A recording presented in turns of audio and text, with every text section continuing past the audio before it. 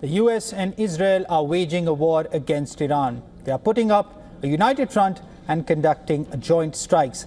But there are questions being asked about who or what actually started the war. While Israel blame Tehran's nuclear ambitions, Iran says it was Israel who led US to the latest conflict.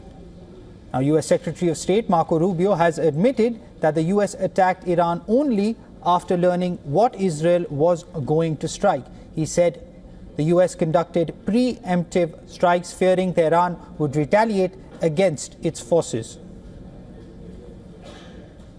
We knew that there was going to be an Israeli action. We knew that that would precipitate an attack against American forces. And we knew that if we didn't preemptively go after them before they launched those attacks, we would suffer higher casualties. Asked if the United States faced an imminent threat from Iran, a key threshold in the United States, as Congress constitutionally has the power to declare war. Rubio again pointed to the Israeli plans. Rubio said that Iran had told field commanders to respond automatically against US forces if there was an attack. He added, "We were not going to sit there and absorb a blow." Rubio's comments invited criticism both domestically and internationally, with Israel being accused of getting US into the war. However, Israeli Prime Minister Benjamin Netanyahu has rejected the claim that he dragged President Trump into the war. When asked about the allegations by Fox News channel's Sean Hannity, Netanyahu laughed and called them ridiculous. He went on to praise Trump for his leadership. Defending the decision to go to war, Netanyahu said that Iran was rebuilding new sites, new places that would make their ballistic missile program and their atomic bomb program immune within months. However, he did not offer evidence to support his claim. If no action was taken now, no action could be taken in the future. And then they could target America, they could blackmail America, they could threaten us and threaten everyone in between. So action had to be taken, and you needed a resolute president like Donald J. Trump to take that action. Echoing a Trump administration's claim that Netanyahu repeated that the war would not be endless and that it would create the conditions for the Iranian people to form a democratic government. He also said that the conflict could be a gateway for peace between Israel and regional powers, including Saudi Arabia. And I think peace between Israel and Saudi Arabia would be really possible and probably very close once this thing happens. So this is a gateway for peace, for a broader peace, and I believe that we can achieve it. Meanwhile, Iran has claimed Rubio's statement showed that US entered a war of choice on behalf of Israel. Foreign Minister Abbas Araghchi wrote that Rubio admitted what we all knew, that the US has entered a war of choice on behalf of Israel. There was never any so-called Iranian threat. He claimed that shedding of both American and Iranian blood is thus on Israel firsters, before adding that American people deserve better and should take back their country. Inside the US, Democrat Representative Joaquin Castro said that Rubio's comments indicated that Israel put US forces in harm's way by insisting on an attack on Iran. US Senate Democratic leader Chuck Schumer also criticized the decision to go to war. Schumer also said a briefing from Trump administration officials about the US war with Iran raised many more questions than it answered. Look, this is Trump's war. This is a war of choice. He has no strategy. He has no endgame. We're proud of our history. We are proud.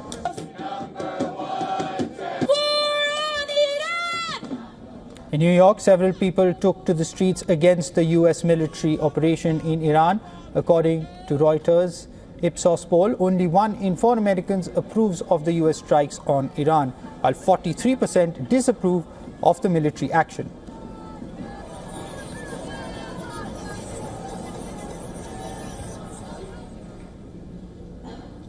For more on this, from Wicklow, Ireland, we're being joined live by Scott Lucas, who is Professor of International Politics at the University College in Dublin. Scott, thank you very much for joining us on the broadcast. Now, there have been several conflicting statements from the American side that have come in over the last few days. Now, the question on everyone's mind is who or what exactly started this war? Scott.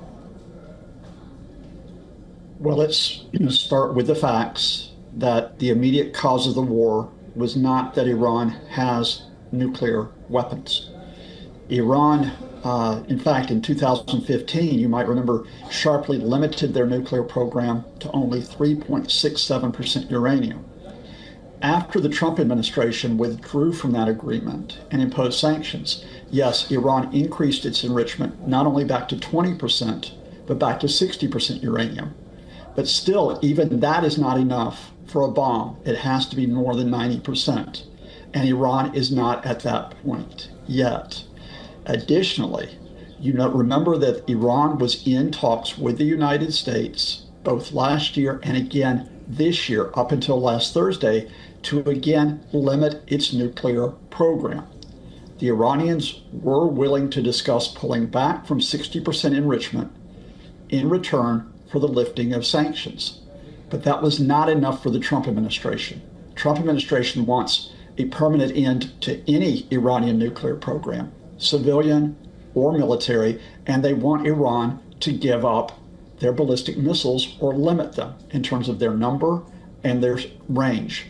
Iran's not willing to do that, so the Trump people made the decision between Thursday and last Saturday they would join Israel in what is, and I need to make this clear, a war that is illegal under international law, including the targeted assassinations. Right. Scott, you mentioned the stance that the U.S. took. Now, the U.S. has put it on Israel about who started the war, who have said they were going to attack anyway. But even the statements coming from Trump and Netanyahu, there seems to be some sort of disconnect between the U.S. and Israel when it comes to the objectives of the war, what they actually are. Do you think that there could be some amount of problems with the U.S. and Israel internally? I think there is, and it's great you raise this. There is a difference between Israel's aim and what I think is now the Trump administration's aim. Israel's aim is to completely obliterate the regime. All the officials must go.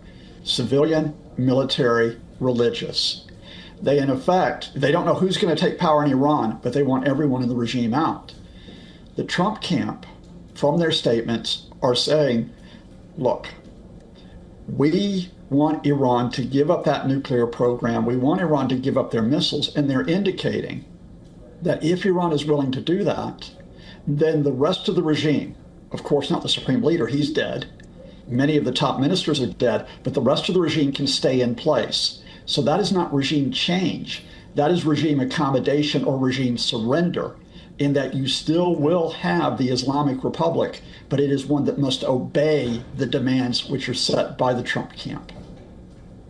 Right. Scott, now in terms of the Iranian side, Foreign Minister Abbas Araghchi has said that there was never any threat from Iran in the first place, something that you mentioned. But from their perspective, is there a sense that Iran has more leverage than what they had a few days back in comparison?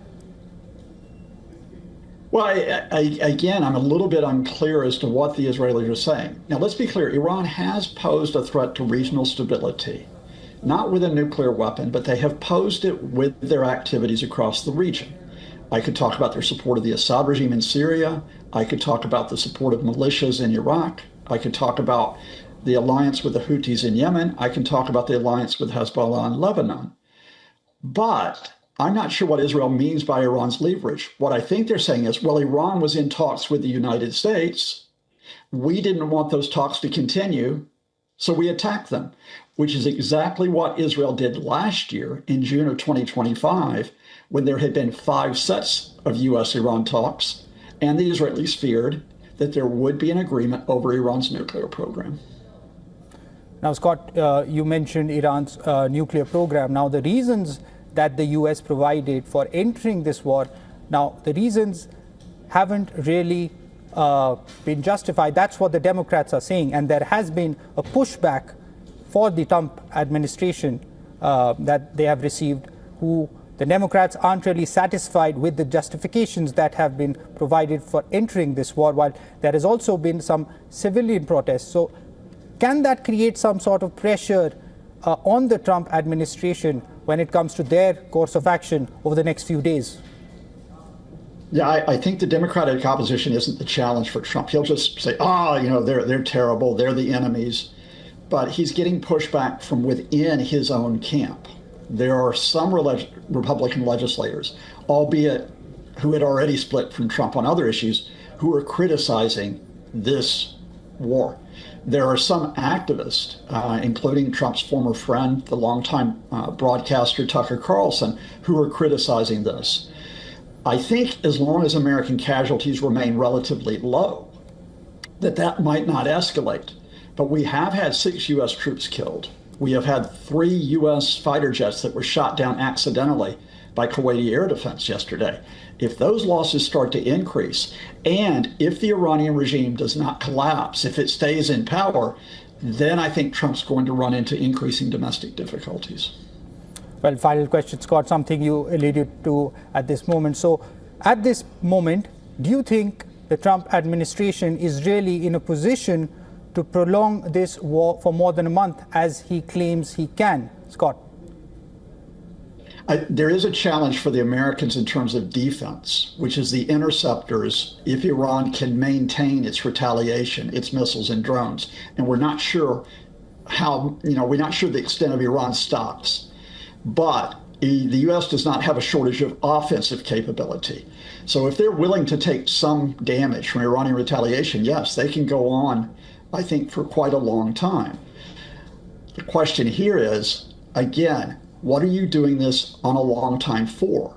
Because you cannot win this by air power alone if the regime refuses to surrender. You probably would have to send in ground troops. And the Trump folks will not do that because Trump was the guy who promised the American people last year no foreign interventions. Well, Scott, I guess we'll have to wait and watch what exactly, how this war pans out over the next few days in terms of the statements that we have seen from the Israeli and American side. As you mentioned several times, there seems to be some sort of disconnect. Thank you very much, Scott, for your valuable insights. Thank you.